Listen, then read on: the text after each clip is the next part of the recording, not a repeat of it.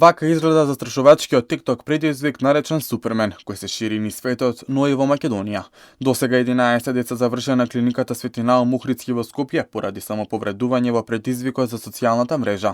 Според информациите од клиниката, децата се на возраст од 10 до 16 години и истите биле примени во болница во периодот од 2 декември до вчера до 13 часот.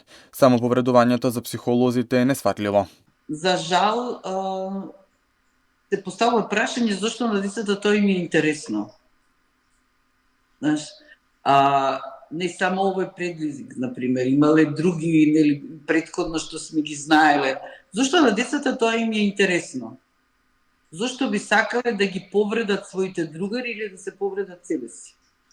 Од каде тоа е интересно денеска?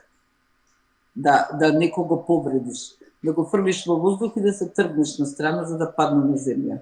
Стручните лица порачуваат дека надлежните, родителите и сите кои се вклучени во образовниот процес и растењето на децата дека треба сериозно да разговараат со нив и да им посочуваат често на последиците, кои може да бидат и фатални.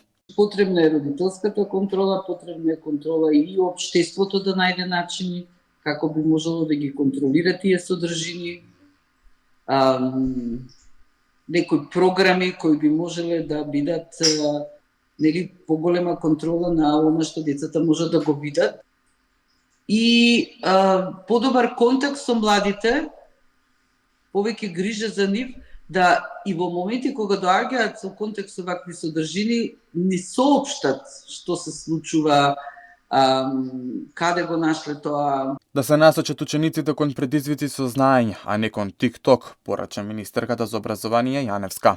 Ги повикувам средношколците, наместо да има TikTok надпревари, да се насочат на напревари во образованието и науката. Телефоните ние во училиштата можеме и да ги забраниме, но тие ќе им бидат достапни дома, во мало и во други средини.